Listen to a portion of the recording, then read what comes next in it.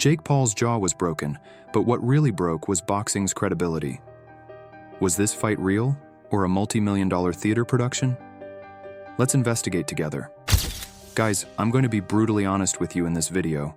The Jake Paul versus Anthony Joshua fight is over, and everyone's saying rigged, scripted, fixed.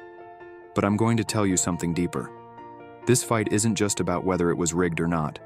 This fight is the clearest indicator of what modern boxing has become. An Olympic champion who got heavily knocked out by Daniel Dubois 15 months ago steps into the ring against a YouTuber and wins. But how does he win?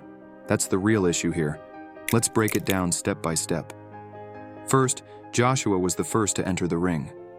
Think about it, a two-time world champion, Olympic gold medalist entering the ring first like a rookie. Why? Psychological pressure? Or was he already following the script? Second, in the fourth round, Jake Paul stumbled 45 times. Yes, you heard that right, 45 times. Falling, grabbing, staggering, tripping on the canvas, but somehow never getting knocked down. Anthony Joshua hits him with the same punches that floored Francis Ngannou, but Jake Paul stays on his feet. How? Third, the power behind Joshua's punches. Guys, I remember those strikes from the Ngannou fight. Joshua hit so hard that Ngannou's eyes rolled back. But in the punches he threw at Jake Paul, there wasn't even 1/10 of that power. Why? Now let's get to the most critical point. Everyone's talking about whether Jake Paul used his full power or not. But let me tell you this, neither side used their full power. Let's start with Joshua. Guys, if Joshua wanted to, he could have ended this fight in the first round. I'm saying it straight, in the first round. The man is an Olympic champion, two-time world champion. Across from him is a YouTuber. But what did Joshua do? He moved slowly. The first 3 rounds, it was like he was warming up. Measuring distance, keeping tempo, but not using his real power. Why? Because he didn't want the fight to end early. It needed to last until the 6th round. Now Jake Paul. Guys, this is even more ridiculous. Jake Paul did nothing. He just watched the fight and ran away. Did you hear that? He just watched and ran away. What did Jake Paul do in the ring? He backed away, moved sideways, held onto the ropes, hid behind the referee, tried to buy time. But he didn't attack. There was no real aggressive strike. Don't you think this is ridiculous? A boxer enters the ring and just runs. He's not trying to punch, just defending. Is this boxing or a running race? What was Jake Paul's strategy in this fight? Survival. Just survival. In the first round, he threw a couple of jabs, measured distance. Okay, that's normal. But in the second round? Third round? Still the same thing. Stay away, run, buy time. In the fourth round, he stumbled 45 times. But more importantly, why did these stumbles happen? Because he was constantly backing away. Since he wasn't attacking forward, he was losing his balance. In the 5th round, Joshua dropped him twice. And what did Jake Paul do? He got up and started running again, didn't counter. Wasn't aggressive, just tried to survive.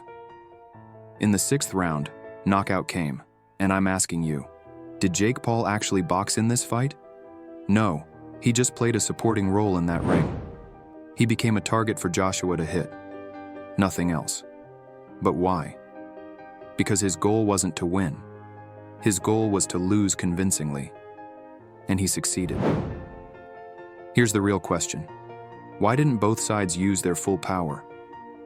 The answer is very simple. Because the fight had a script. If Joshua had struck too quickly, the fight would have ended in 1 to 2 rounds. Then the audience would say, wow, he destroyed Jake Paul, and it would be over. But then what would happen? Money. The longer the fight lasts, the more it's watched, the more it's talked about. If Jake Paul had attacked aggressively, maybe he would have challenged Joshua. Maybe there would have been interesting moments. But the result was clear. Joshua was going to win. So Jake just tried to create the perception of putting up a brave fight by surviving. Both played their roles. Joshua moved slowly. Jake ran. The fight lasted until the 6th round. Everyone watched. Millions were made. And what happened afterward? Jake's jaw is broken. Joshua is back. Tyson Fury fight is coming news. Isn't that a perfect script? Now let's get to the money aspect. Why was this fight made? Joshua got knocked out by Dubois 15 months ago. His career seemed to be ending. Then what happened? The Jake Paul fight came along, and what was talked about right after the fight? The Tyson Fury fight. The 2026 Tyson Fury versus Anthony Joshua deal is almost done. Guys, boxing is now show business. Mike Tyson enters the ring at 58 years old, makes millions of dollars. Jake Paul goes from YouTuber to boxer, makes a fortune from every fight. Joshua was losing, now he's back in the winning position. This fight was Joshua's comeback fight, literally a "I'm still here, don't forget me" fight. And Jake Paul helped him with that. Why? Because Jake Paul also benefited from this. Everyone on social media is talking about him. The story of his jaw was broken but he still fought bravely is circulating. He gained sympathy.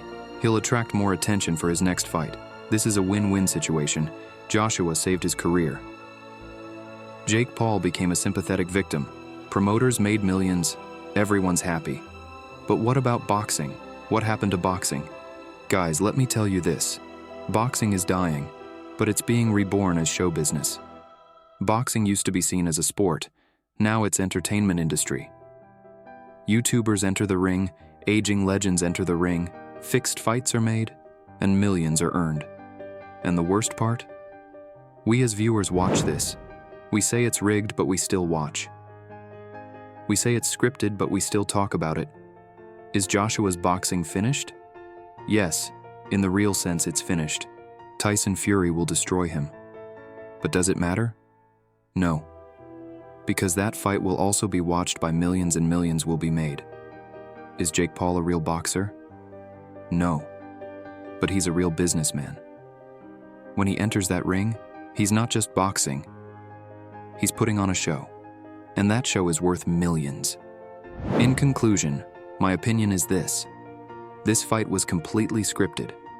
Neither side used their full power. Joshua moved slowly. Jake Paul just ran and watched the fight.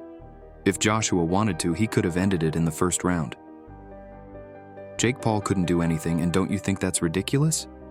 A boxer enters the ring and just watches. But more importantly, this fight is an indicator of what modern boxing has become. Now it's not about who wins or loses, it's about who makes the most money. What do you think? Why did Jake Paul just run? Why did Joshua move slowly? Write in the comments. Let's discuss. And remember, as long as these suspicious fights continue, real boxing will continue to die. That's all from me. See you next time. What's up, guys? The day after the fight. Got out of surgery a few hours ago. They put a plate in my jaw, wired it up. Hurts to talk, so I'm gonna keep it short. Took the L, respect to the men across from me.